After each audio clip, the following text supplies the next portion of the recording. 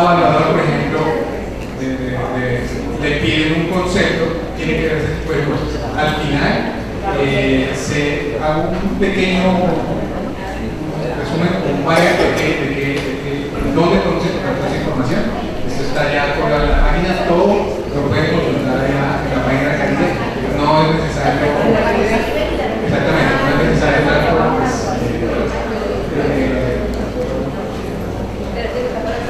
sí, contratar a una persona especializada. Bueno, el tema de la renovación urbana, siguiente. Ahora, ya teniendo en cuenta cómo se hicieron los tratamientos, básicamente a partir de la institución normativa, siempre estaba presente. Lo existente es un plato que resume las condiciones particulares que se habían comentado, hace una tendencia que es más, digamos, las dinámicas que hemos relacionado, pues se define un plano de tratamientos urbanísticos. Bien. Hay 4 grandes tratamientos urbanísticos: conservación, consolidación, renovación urbana y desarrollo. ¿Por qué excluimos el mejoramiento integral del tratamiento como tal? Porque lo que les decía, el mejoramiento integral tiene más que ver con la actuación pública que con el privado. Entonces, digamos, ese tipo de actuaciones se las puede manejar desde los programas y proyectos con más facilidad que si trabajamos con un tratamiento. Entonces, el mejoramiento integral está incluido básicamente en el tratamiento de consolidación 2, digamos, pero funciona como un programa que puedo identificar unas áreas y hacer el mejoramiento específico. Bien. Muy corto esto, el tratamiento de consolidación, ya esto es una normatividad nacional, hay 3 tipos de tratamiento de conservación: conservación integral, conservación arquitectónica, conservación contextual. La integral tiene que ver con esos TIC que ya prácticamente son nacionales, tienen un interés cultural que ya son de ámbito nacional, las maneja así que la nación. Hay una conservación arquitectónica que tiene que ver más con los sectores o algunos TIC que no son de la nación, sino que son de una forma regulados por el municipio. Y hay una conservación que llamamos contextual, que son las áreas de influencia de esos equipamientos. Por ejemplo, no sé, la Plaza de Toros, por ejemplo, es un PIC nacional, ¿sí? Entraría en conservación integral, pero puede tener un área de influencia, él puede influir sobre los predios de alrededor, y esa zona de alrededor se puede llamar conservación contextual. Siguiente. Hay dentro de los tratamientos de consolidación, lo que les comentaba, la mancha más oscura es consolidación 2, consolidación urbanística, la mancha amarilla es consolidación 1, y la mancha más cafecita es consolidación 3. Ya vimos qué significa cada una de esas condiciones. Sí. Un cuadro de normas generales para cada tratamiento de consolidación. Entonces, por ejemplo, los plan parcial de renovación urbana no se puede hacer en ninguna de esas consolidaciones, en ninguna de esas manchas de la ciudad se puede hacer plan parcial de renovación urbana. Sí se permite el proyecto de renovación urbana, y esto que se llama proyecto de renovación urbana es algo nuevo también que trae el nuevo proceso, en este momento una herramienta digamos adicional para facilitar eso que les comentaba, el problema de la renovación urbana. Más adelante lo vemos en qué consiste. En resumidas cuentas se puede hacer en consolidación 2 y consolidación 3. Ese es importante porque al momento de hacer una evaluación, por ejemplo, un predio puede estar dentro de esa zona y puede, digamos, tener mayor potencial normativo o mayor potencial de edificabilidad. Entonces, este tema de dónde se permiten los proyectos creo que va a ser o va a impactar, digamos, en un posible avance. Sí. El tratamiento de renovación urbana, lo que les decía, el tratamiento de renovación 1, de desarrollo, son básicamente los planes parciales que ya están adoptados. Hoyo piloto, y el centro, ese sector, digamos, ya están aprobados, ya tienen resolución. Entonces, lo único que hicimos fue marcarlos. La renovación por reactivación 2, la idea es, o el mensaje es que no se entienda que la renovación ahora es una restricción. Sobre todo la renovación 2 y la renovación 3. La renovación 1 tenemos entendido que sí, y eso ya, digamos, por normas que que ya tienen resoluciones, pues se plantea una especie de restricción, es decir, pues las personas o el predio que esté dentro de la renovación 1 no puede desarrollar su predio como tal, sino que tiene que someterse a un plan parcial. Mientras que la renovación 2 y la renovación 3 lo que hacen es se puede desarrollar vía licencia normalmente, pero además se pueden plantear ventajas como proyectos urbanos. Entonces, esa es la invitación a que no se entienda que estas son dos cosas que ahora nos ofrecen una concepción un poco diferente. La renovación 1 sí es la misma, pero las otras dos es diferente. Es más, la renovación 2, en la renovación 2 están las zonas para redensificación. ¿Por qué las llamamos renovación? Una cuestión de exoneración de impuestos también que tiene la renovación. Entonces, si le llamamos consolidación, la consolidación ya tiene una carga de impuestos específica. Al decir renovación, en este caso 2, está exonerado de impuestos. Y como queremos densificar, pues lo que queremos es tratar de facilitar esa redensificación. Sí. Estas son las normas para el tratamiento de renovación 1, 2 y 3. En renovación 1 y 3 se permiten los planes parciales, no son en el plan parcial, en renovación 1 es obligatorio, en la renovación 3 es factible, no es obligatorio. Se puede hacer vía licencia, vía plan parcial o vía proyecto urbano de desarrollo de cada uno de los proyectos. Esto es importante. Hay unas condiciones particulares. Pero lo que hemos tratado en estas renovaciones es tratar de incentivar el desarrollo de este tratado. Sí. Hay algo que yo no veo y es cuál es el porcentaje de estacionamiento. ¿No hablan de eso? Sí, el porcentaje de estacionamiento. Vivienda de altura. Bueno, ese tema, digamos aquí, pero los estacionamientos están exigidos de acuerdo al tipo de uso, ¿sí? Para vivienda, por ejemplo, para vivienda no bis, se exige, si no estoy mal, 1 por cada 2 viviendas. Ahora, usted puede hacer más, pero tiene que pagar por el adicional. Si me lo entender, si yo tengo 2 apartamentos, ¿sí? No bis, y yo le exijo como norma mínimo 1. Máximo 1, perdón. Si usted quiere hacer más, lo puede hacer, pero tiene que hacer un paso. ¿Sí? Entonces, ahí ya entra el mercado porque, digamos, nadie con estrato 5, nadie compra un apartamento si no tiene parqueo. Entonces, entra un poco a regular el mercado de moda. Pero no es específicamente esto. Bueno, aquí hay unas diferencias entre plan parcial de renovación, proyecto de renovación urbana. Allá es el instrumento de plan parcial crea más ciudad, hace más porción del territorio, pero tiene una ventaja es que la tramitación, digamos, y el tiempo que toma un plan parcial de renovación es bastante largo. Tenemos planes parciales de 5 o 7 años. Mientras que el proyecto de renovación urbana lo que hace es facilitar este tipo de cosas. Si usted como inversionista privado compra toda esta manzana, ¿sí? Hay varios precios, si las compra todas, no puede hacer un proyecto de renovación urbana porque la condición es que sea mínimo una manzana, por ejemplo, de acuerdo a cada sector. Entonces, vía licencia, tiene que dar unos porcentajes, pero se evita el trámite que tiene un plan parcial.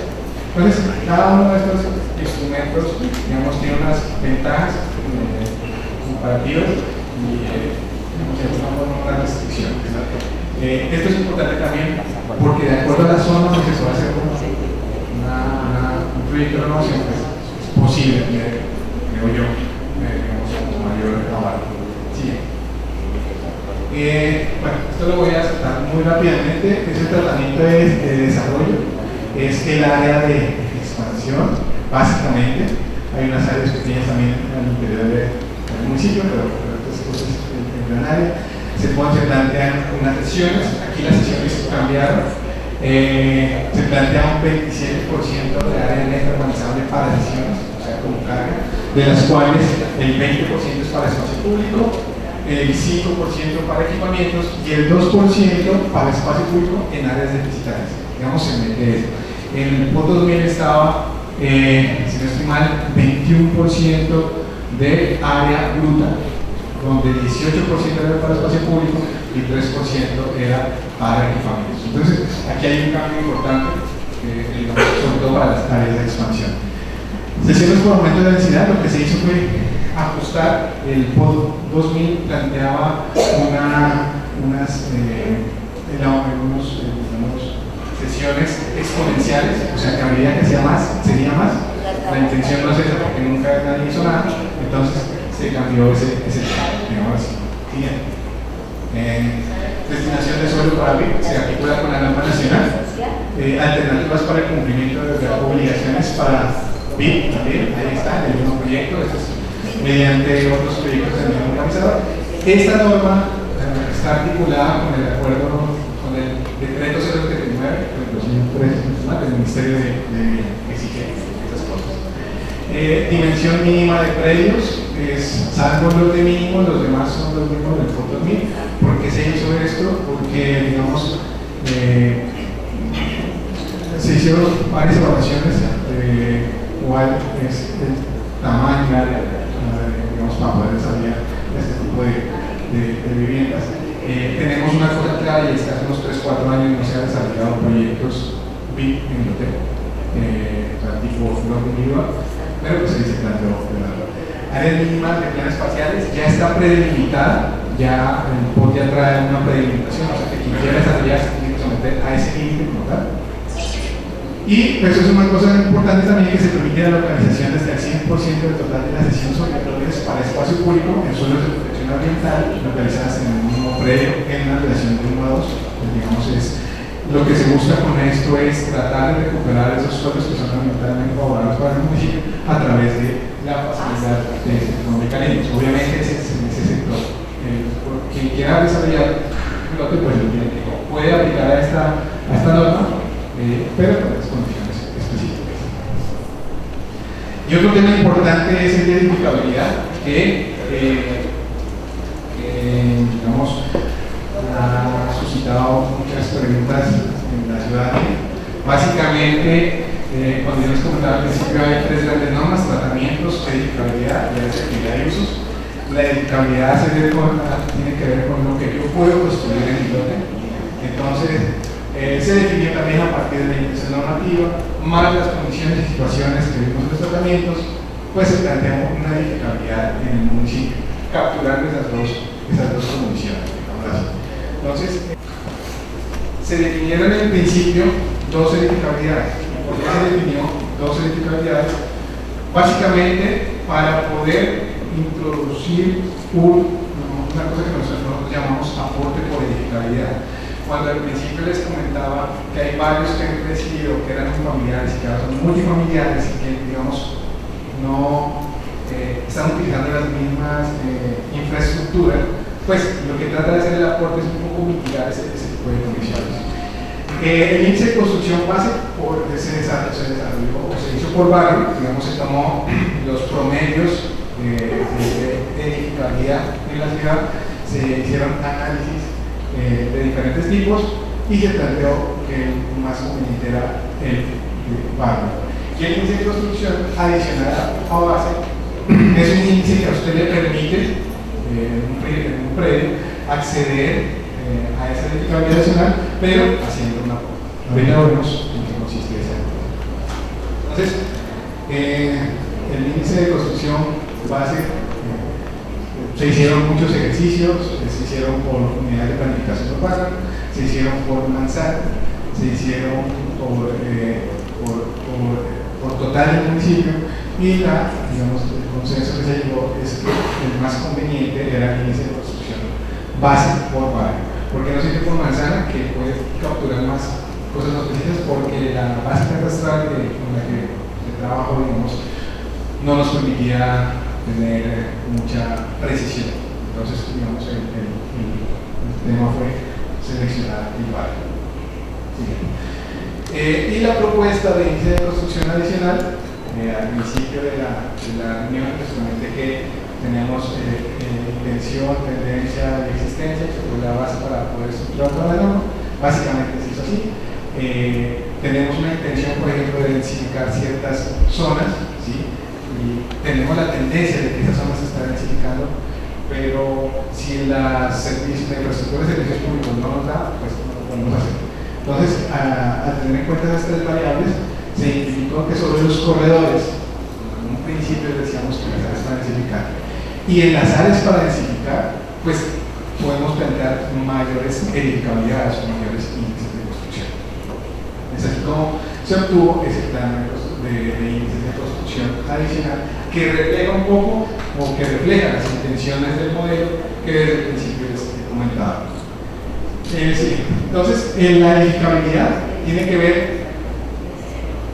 el índice de construcción, el índice de ocupación, la norma de volumetría que aplica en el proyecto. Todo eso resume lo que es el concepto de edificabilidad.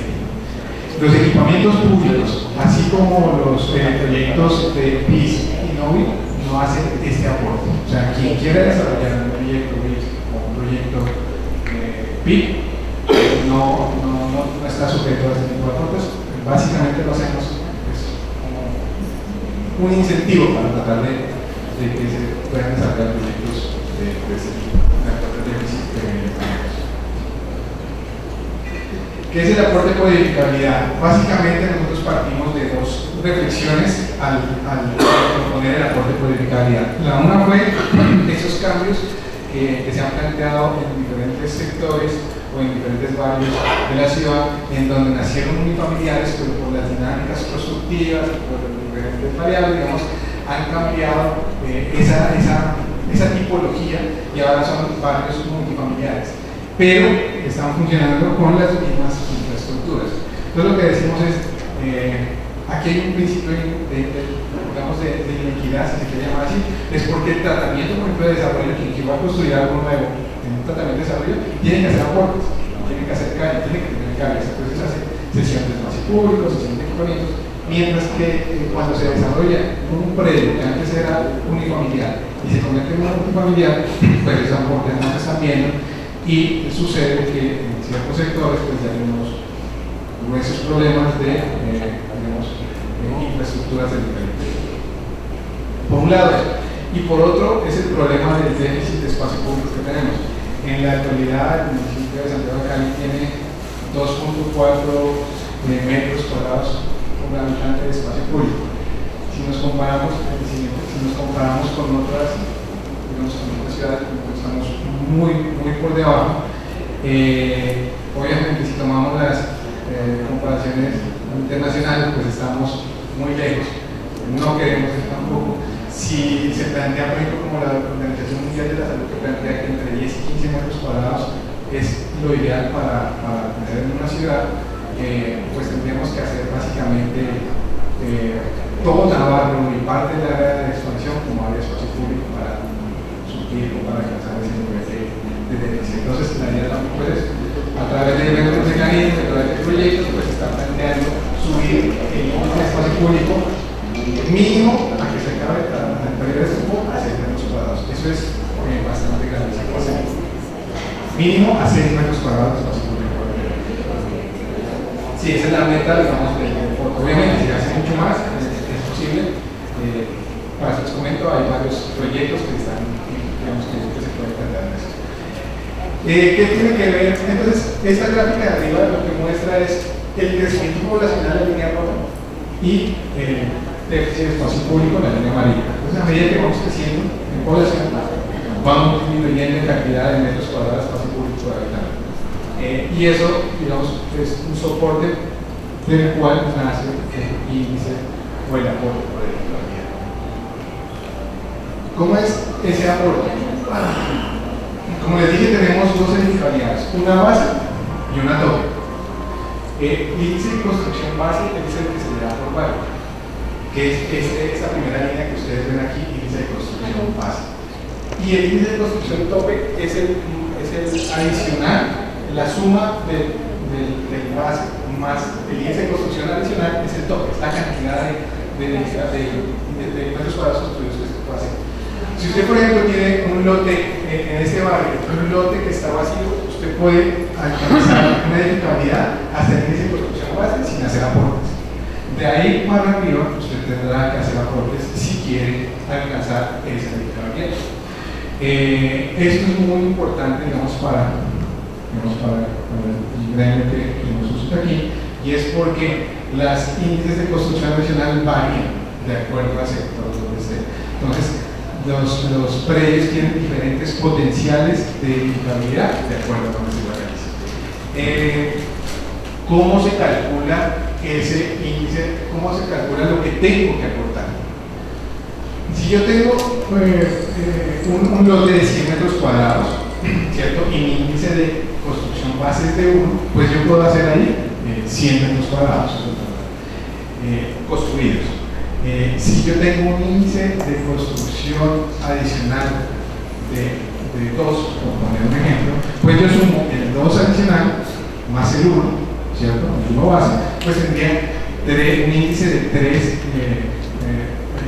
que se pueda aplicar 3 en ese predio. Entonces, si multiplico los 100 metros cuadrados por 3, pues tendré 300 metros cuadrados de área construida o de potencial de área construida en ese lote. Pero de los cuales 200 tendré que hacer el cálculo de la aporte. ¿Cómo se hace eso? Allá arriba dice 1 metro cuadrado por cada 7 metros cuadrados a partir de la índice de construcción básica. En ese ejemplo que les comento, ¿cierto? Por encima de la edificabilidad base, yo tengo que hacer ese cálculo. Si voy a hacer 200 metros cuadrados, pues divido esos 200 entre 7, ¿sí? Y no será 30 más o menos aproximadamente. Eso es lo que tendré que aportar. ¿Cómo lo puedo aportar? En dos formas: en suelo o en dinero. ¿Cómo se calcula eso? Ahorita lo vemos más adelante. ¿Cómo se calcula?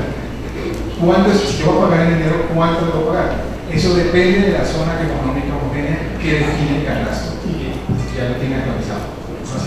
Si en una zona el metro cuadrado que define el catastro vale 100.000 pesos, pues esos 30 por los 100.000 y tendrá el aporte. Y es así como se regula ese tipo de actuación. Las zonas económicas homogéneas capturan y diferencian ese valor de acuerdo a la zona donde esté. En las zonas, en ese planito, en ese mapa que ustedes ven ahí están, digamos, el valor catastral del 2014. Las zonas azules oscuras, los precios van de 0 a 35.000 pesos. ¿Sí? Entonces ustedes tendrán que multiplicar los metros cuadrados adicionales por ese valor si están en esa zona. Y las zonas más rojas, por ejemplo, están de 700.000 a 1.000.000 de pesos. Multiplican esos 1.000.000 por esos metros cuadrados adicionales que tenemos que hacer, y ese es el aporte que se hace. Siguiente. ¿Cómo se hace? Como les decía, se puede pagar se puede pagar en suelo o en dinero. El suelo se puede hacer siempre y cuando supere los 500 metros cuadrados que tendrá que dejar. Es decir, si yo tengo que pagar 30, pues la única opción que tengo es aportar. Pero si yo ya tengo un suelo aproximado de 501 metros cuadrados, pues ya lo puedo dejar, digamos, en el suelo. ¿Por qué se hace eso? Porque los predios pequeños, digamos, son los que más se construyen, y lo que, digamos, podríamos capturar de esos suelos pequeños, que son 30, en este ejemplo son 30 metros cuadrados, que en realidad no le sirven al municipio, básicamente porque ellos se convierten en una teja limpia de una región, no municipio. Entonces, ahora sí estamos con pasamos al otro tema, que es áreas de actividad. Va a ser muy corto en esto. Las áreas de actividad, como surgen a partir de la intención normativa de las centralidades y corredores que les había comentado al principio, pues tenemos un plano de áreas de actividad. Son 4 áreas de actividad: área de actividad residencial neta, residencial predominante, industrial y mixta. Residencial neta hace referencia pues, a los usos que solo lo pueden desarrollar residencial neto específicamente, salvo algunas excepciones. En la residencial predominante, lo que se hizo fue aquí es entender que en ciertos sectores de la ciudad la vivienda es una unidad productiva brutal. Entonces, la señora o el señor puede montar un café o una ferretería pequeña, una peluquería. Es decir, la vivienda y la vivienda como tal se convierte en una unidad productiva. Por eso se llama residencial predominante. Las áreas mixtas es la que tiene que ver con todo lo que no es residencial ni industrial, y el área industrial prácticamente pues, es lo que se centra en el norte de la ciudad y que digamos no es compatible con la vivienda. O sea, el área industrial es la única es en el único sitio en donde no se puede localizar vivienda. En un área de activamiento se puede localizar vivienda y en residencial de predominante necesariamente pues obviamente sí. Siguiente. La tabla de la matriz que ustedes encontrarán, y ya está en la página de Caribe, pues básicamente lo que hace es también recoger esas intenciones. En la parte de arriba ven el área de actividad industrial, área de actividad mixta, área de actividad residencial predominante y área de actividad residencial neta. ¿Sí? Esa es como la norma que les decía, los elementos normativos. Y la siguiente fila son los elementos estratégicos, realidades, corredores estratégicos, corredores urbanos y áreas residenciales. Entonces, si ustedes se ubican en cualquier predio, en cualquier sitio, tienen que ver el plan de tratamientos y el plano de edificabilidad y tendrán que ver el plan de están organizados, qué área de actividad y, si es el caso, qué centralidad o qué corredor o qué área residencial está. Eso ya, digamos, ya es el detalle de la norma. Otro tema, digamos, que es importante de los temas de áreas de actividad y uso es los usos de alto impacto. Básicamente se plantean dos instrumentos para poder regularlos: un esquema de implantación y regularización, básicamente muy similar a lo que existe hoy, que existía, que se llamaban esquemas básicos, pero lo que hacemos es mejorarlo y delimitar y dividir precisamente en simple y complejo. Entonces hay unas clasificaciones de usos de impacto industrial, de talleres, de servicios de impacto referidos a la construcción, de experiencias alcohólicas, etc. Siguiente. Esa es la radiografía que nosotros encontramos, es una realidad que hasta el 2014 tenemos en el municipio. Si bien la norma del 2000 planteaba que los bares se utilizaran sobre ciertos ejes, o que las zonas de mantenimiento y reparación de vehículos se localizaran en ciertos puntos específicos, pues esta es la realidad, ¿sí? En donde básicamente todo está por todo lado. Eso es una cosa que nos tenemos que planteamos solucionar. Te quiero preguntar algo. Hay ciertas zonas de residenciales que se han vuelto mixtas y han puesto bares y la gente le queja mucho en el ruido de, por ejemplo, carros, almacenes donde hacen arreglos para poner radios, carro o rines o lo que sea, y esas son zonas residenciales con alto impacto de ruido. ¿Ustedes han tenido en cuenta eso? Por ejemplo, aquí en el norte, en Versalles y todo eso. Precisamente estas imágenes nos muestran la realidad, por lo menos hasta el año pasado, de lo que existe, ¿sí? Con respecto a esto vemos y decimos, bueno, ¿qué tanto es legal, qué tanto es ilegal? Hay un gran mercado de usos ilegales en el municipio, y eso es una cosa clara que no lo resuelve el POT, ¿sí? Lo resuelve el control que se le hace a ese tipo de cosas. En el POT podemos decir no se permite ningún lado, pero ahí está. Entonces lo que hace el POT es plantear unas estrategias, plantear unas cosas que tienen que ir acompañados con las entes que hacen control. Y resulta que cuando tenemos una complejidad en la norma, ¿sí? Quien hace control se expone a tener que leer 4 o 5 o 6 normas, y cuando van a sancionar a la persona, le saca otro decreto que es viable, que es justificable, que está legalmente construido. Entonces, ¿qué hago? Entonces, eso es lo que tratamos de hacer con eso, digamos, de tener, digamos, cerrar lo más posible a la interpretación normativa. Digamos una, sobre este corredor no se permite, sí, pero no, pero es que no decreto de sí, pero lo de rojo es este. Eso es lo que se trató de hacer. No me voy a detener aquí mucho. Las normas volumétricas es importante que se tengan en cuenta a la hora de evaluar un predio, ¿sí? Porque si bien yo le doy una edificabilidad a un lote de, no sé, 5, ¿sí? No te 100 metros cuadrados, una edificabilidad de 5, me dicen 500 metros cuadrados puede ser, es bastante generoso. Pero resulta que la norma volumétrica me dice que tiene que aislarse lateralmente 4 metros y 4 metros al lado y lado con los predios vecinos. En realidad, esos 500 metros cuadrados se convierten en 200 por los aislamientos o por los retrocesos que se tienen que hacer. Entonces, es importante que lo lean, o que se determine, o que en el momento de hacer una evaluación pues, se tenga en cuenta eso. el tamaño del lote incluye.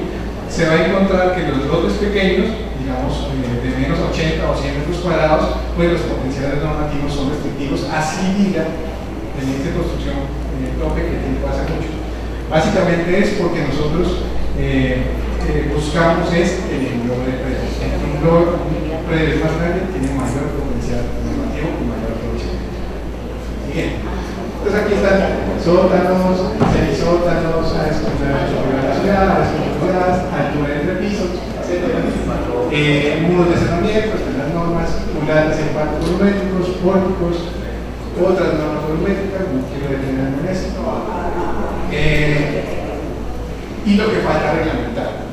En este momento hay unos instrumentos que estamos ya trabajando para reglamentarlos este año. El POT y las normas, digamos, la ciudad funciona, digamos, con las normas actuales, la ciudad funciona. ¿Sí? No necesitamos esperar estos instrumentos para poder aplicar cierto tipo de cosas. A diferencia del POT 2000 que teníamos por sector fichas normativas y en 10 años no se alcanzaron a reglamentar las 190 de fichas, pues acá ya está reglamentado. Lo que hacen, por ejemplo, los instrumentos de unidades de planificación urbana UPU o las unidades de planificación rural es identificar programas y proyectos específicamente, ¿sí? Más tiene que ver con la inversión pública que se le puede hacer a este tipo de cosas. Entonces, una unidad de planificación zonal, una unidad de planificación urbana en determinado sector, pues ya es un trabajo con comunidad, identificación de un eje, priorizar qué proyectos se pueden hacer ahí, bajo qué recursos, etc. Digamos que es un tema más de trabajo y de inclusión con la comunidad.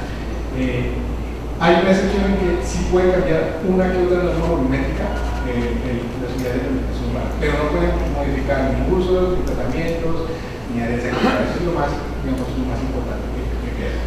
Las unidades de planificación rural hacen lo mismo en el área rural. En las UPU, la meta para este año es sacar 9 UPUs, son 15, estamos sacando las nuevas que son más, digamos, que tienen mayor impacto en la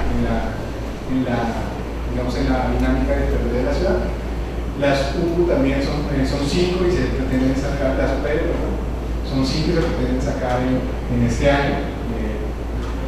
El resto de equipamientos ya se está, la meta es sacarlo a final de año también, dejarlo listo. Hay unas cosas que hay que ajustar en equipamientos que para otra presentación se podría extender más. Esquema de implantación de regularización simple, esquema de implantación de regularización complejo, son los dos instrumentos que posiblemente 2 meses ya esté listo, un mes. El plan de ordenamiento zonal, que lo que hace falta es una reglamentación de ciertas condiciones, esto no es demorado, esto ya está por salir. Y un plan especial de manejo y protección municipal, esto tiene más que ver con el patrimonio, que no afecta mucho a la dinámica constructiva, tiene más que ver con sectores como San Antonio específicamente. Y la reglamentación de la fuente de codificabilidad, lo que hace falta es definir con qué recibo tengo que pagar, que de hecho ya en una estabilidad ya tenemos eso específicamente. Sí. ¿En qué beneficia el POT digamos, a la actividad inmobiliaria, a la actividad de la norma? En uno es un mayor potencial inmobiliario.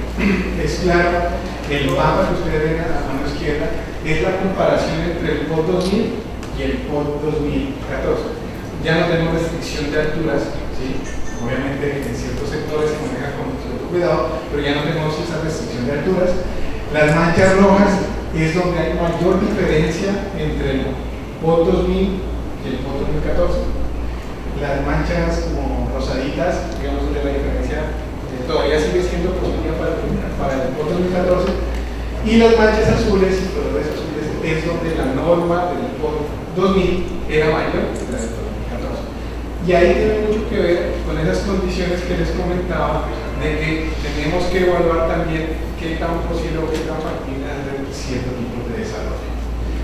Siguiente.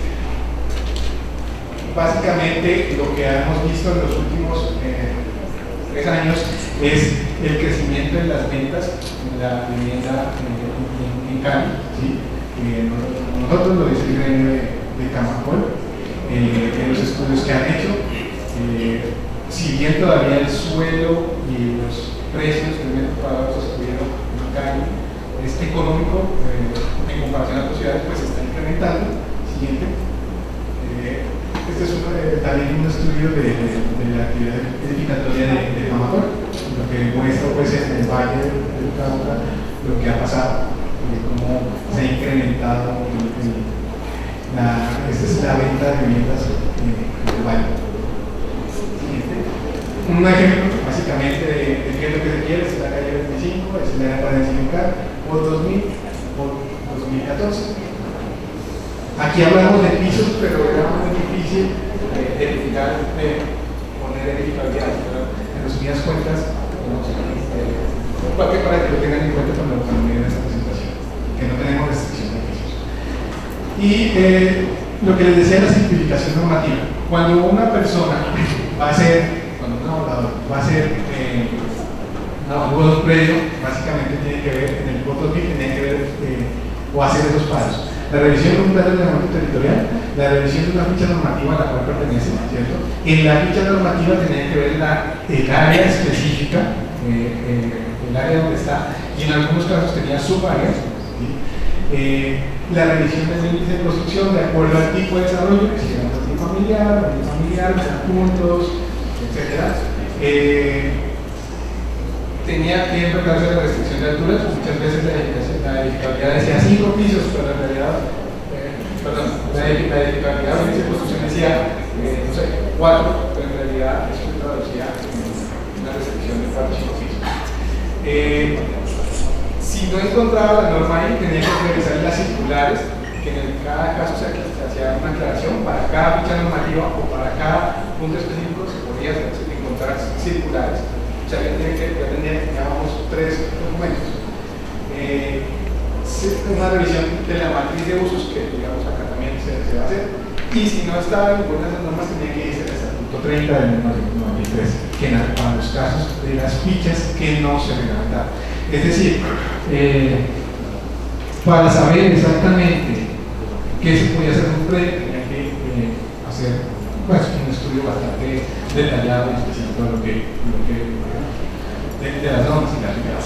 El POT 2014, pues la revisión del POT, no tenemos fichas normativas, no tenemos subáreas, es revisar revisar el mapa de interés, de actividad, de índices de construcción, la revisión de la y digamos es posible realizar la consulta a través de esta herramienta que es la IRES. Es digamos, una plataforma donde se tiene todo o está montado todo el empleo de siguiente. Esa plataforma lo que le dice básicamente es a mano izquierda aparecen unas ventanitas en donde está colgada todas las normas. Si quieren ver áreas de actividad, pues miran el plan de áreas de actividad. Si quieren ver el plan de corredores urbanos, el plan de corredores urbanos. Si quieren ver la vocación de la sectorial, la vocación de la sectorial, ustedes le pican en el predio con el ¿Por qué siempre aparece el rapot? Nunca puedo entender qué es rapot. la revisión de ajuste del plan de ordenamiento territorial. Sí, es por eso que le decía, en realidad es una revisión, no es un fórmula, aunque pues, jurídicamente no es un fórmula, pues por eso. Entonces ahí aparece todo en la IRES, ustedes tienen todo el soporte. ¿No tiene que estar afiliado ahí? No, es de acceso libre.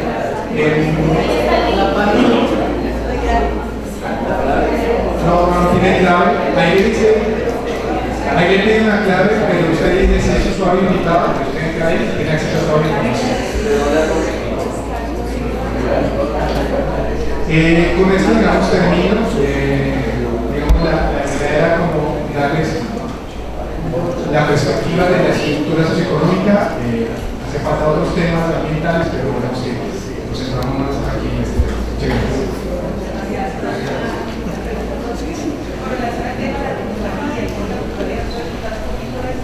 Bueno, sí, el tema de plusvalía, digamos, se identificaron unas zonas que son susceptibles a favor de plusvalía. mapa. Sin embargo, les cuento, la plusvalía es muy difícil de aplicar. En Colombia, la complejidad normativa ha hecho que en muchos sitios no sea posible aplicar, en el caso local. ¿Por qué? La plusvalía se cobra, digamos, o sea, se cobra, digamos, en dos campos. Uno es cambio de norma por área de actividad, ¿cierto? Y otro es cambio de norma por aprovechamientos o índice de construcción. Cuando es cambio de área de actividad, un lote que antes era residencial, ahora es comercial, se supone que tiene que tener plusvalía. Pero la elaboración de ese tipo de cosas es muy compleja. Acá en Cali no se ha podido implementar. En Bogotá en 10 años se recogió 10.000 millones de pesos en esta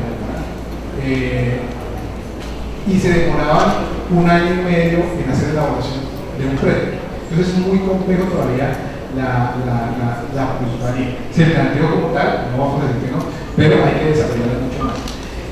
Y lo que se hace acá es el aporte por edificabilidad, es una especie de plusvalía del índice de construcción, ¿sí? Reemplaza de alguna forma, si ustedes lo quieren ver, la plusvalía por índice de construcción. El aporte por edificabilidad es una especie de plusvalía, si lo quieren ver.